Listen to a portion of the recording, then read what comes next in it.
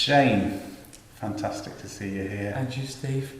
Right, but we talked about this for some time, haven't we? And really it's just something for you to tell other people how God has been so good to you and all the stuff He's done in your life. So I'm going to ask you a few questions, and then I'll just let you talk. My first question is, when we first met you at this church, you weren't a Christian, but you were nearly there. What happened to bring you to church in the first place? What happened? I was into drugs, selling drugs, lived the party life, did everything wrong, and then, I don't know, first I just started taking drugs as a bit of fun, making money. It was all great at the start, and then, you know, I'd live in the party life, got every day of the week, most days, and then, how can I say it, it was like, the drugs and the money was all, it was all fun, it was all fun and games, and then I get stressed out, like with the coke, and I'd start sniffing drugs, and it was like with the coke, I'd sniff it because I had a bad day, and the money was all good. I was in control of everything at the start, all the money, all the drugs.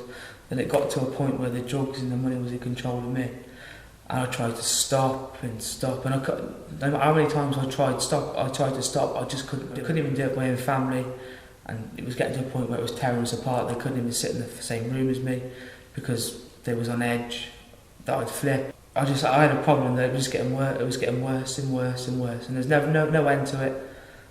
And my uncle's friend, I didn't know he was a Christian.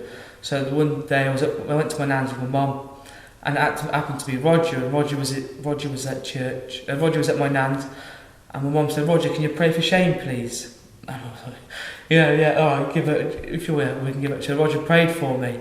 And he said when he was praying for me, there were some things he was saying that kind of felt like, whoa, like, you know. And then after he stopped praying for me, I felt there's something inside me, but I didn't know what it was. And the way I was, it was like something that I'd pay for, but I never really got it.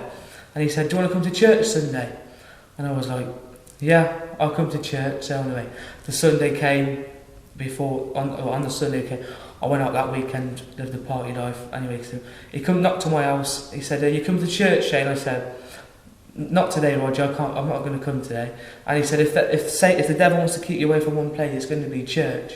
And I'm thinking, like, wow, all right then. For a start, how does he kind of know about, you know, this? And then it was like the start was all fun, but it was like the devil. He had control. He had control of me. He was there to destroy me. Everything I was doing, I was just living the wrong life. So it come through the week, and I was like, I've got to go. And I can't let Satan do this to me no more. He's ruined me as it is. Like the stuff that I used to enjoy, the stuff that I was enjoying is the same stuff that was killing me. And anyway, this following Sunday came. He knocked on the door. He's like, "You coming, Shane?" I was like, "Yeah, I'll come to church, Roger." And this one was like, still anyway. I come to church. I come through here, and John King was speaking at church that day. And the church was packed, and it must have felt like John King was only speaking to me. And what he was speaking, it was the truth, and I had lumps in my, and I've never felt like this in these ways, like anything. And I had lumps down my throat here, and my heart was going boom, boom, boom, like this, and I was like, "Wow, this kind of stuff's real right now." Like, I weren't like laughing like this, but it was real stuff. And then after the church finished, we went into the tea room. I sat down in a chair, didn't know no one in church except Roger, and I sat down like this, I didn't know anyone. And Brian came up to me, and he started speaking, and he said to me, "Do you want to do this? Would you like to do this prayer?" He said, "But you got to bring it from the bottom of your heart."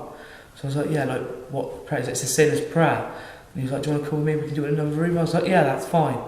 And I really meant it because I really wanted to stop doing what I was doing. I could never live that life any longer. It wasn't for me, and it was just to a point where it was just killing me. All things was going wrong. I didn't know where I was going to end up. Nothing was guaranteed. Nothing was going my way. So we went into the room round, like just over there, and I'd done a sinner's prayer with him, and it felt good. It did. And as we come back in, we went back into the tea room, and he stopped me. He's like, "Can I just say something to everyone in church?" He was like, "Shane's just in a sinner's prayer. And he's now a reborn again Christian." And everyone in this church was like, "Yay!" And I was like, "Wow, these are the people I want to be around, you know, like, this is good stuff, I'm getting a good energy, a good vibe from this.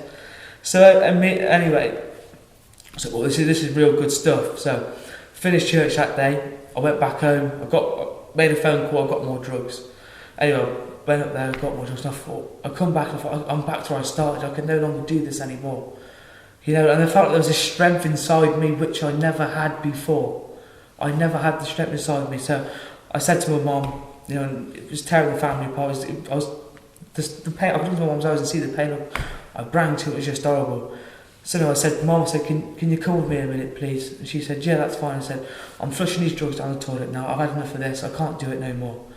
So I flushed all the drugs down the toilet. I snapped my SIM card up and I said, I don't know what's going on the same road as me. And from that day, I don't know, God put a strength inside me which I never had before. And from all kinds of things, like I said, to try and stop what I was doing.